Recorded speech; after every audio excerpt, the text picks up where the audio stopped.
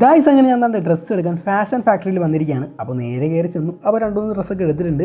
അപ്പോൾ സംഗതി ഇനി ട്രയൽ റൂമിൽ പോയിട്ടൊന്ന് ഇട്ട് നോക്കണം. അപ്പോൾ ഇതൊക്കെയാണ് നമ്മൾ എടുത്തിരിക്കുന്ന ഡ്രസ്സുകൾ. പച്ച ഷർട്ട് എങ്ങനെയുണ്ട്? പൊളിയല്ലേ?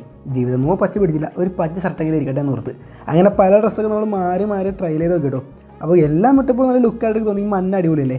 അപ്പോൾ ട്രയൽ റൂമിൽ ഇടുമ്പോൾ എല്ലാം നല്ല ഡ്രസ്സ് വരും. നമ്മൾ പുറത്ത് പോയി നോക്കുമ്പോൾ ആ ലുക്ക് ഉണ്ടാവില്ല. അങ്ങനെ പലതും മാറി ഇട്ട് നോക്കി. എല്ലാം എനിക്ക് ഇഷ്ടപ്പെട്ടു. ഏത് വാങ്ങണം എന്നുള്ള ഒരു കൺഫ്യൂഷനിൽ നിൽക്കുക കേട്ടോ. ഏതെടുക്കും ഗൈസ്? അങ്ങനെ നോക്കി. അങ്ങനെ ഇതെല്ലാം എനിക്ക് ഇഷ്ടപ്പെട്ടു.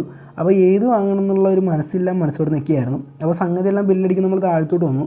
അപ്പോൾ അതിൻ്റെ അകത്തൊരു മെഗ്നറ്റ് ഇരിക്കണ്ടായി. മെഗ്നറ്റ് അവർ മാറ്റിയില്ല. അത് അവർ മാറ്റിക്കൊണ്ടിരാന്ന് പറഞ്ഞാൽ വളരെയും വെയിറ്റ് ചെയ്ത് ഞാനവിടെ നിൽക്കുകയായിരുന്നു. അങ്ങനെ വണ്ടിയുടെ ഡ്രസ്സൊക്കെ എല്ലായിടത്ത് വെച്ച് പോയി. അപ്പോഴാണ് നമുക്ക് ഒരു ഡിന്നർ സെറ്റും കൂടി കിട്ടിയിട്ടുണ്ട്. അപ്പനും വന്നിട്ടുണ്ട്. ആ ഡിന്നർ സെറ്റ് എടുക്കണം. അപ്പോൾ ഡിന്നർ സെറ്റ് എടുത്ത് വന്നിട്ടോ. ഒരു കോമഡി ഉണ്ട്. 2000 രൂപ പർച്ചേസ് ചെയ്തപ്പോൾ 500 രൂപ ഡിന്നർ സെറ്റ് വന്ന്. പക്ഷേ എങ്കിൽ യവന്മാർ 10 രൂപക്ക് എനിക്ക് ബാഗിന് കവർ അടിച്ച് നിൽക്കുന്ന ഗൈസ്. വാട്ടർ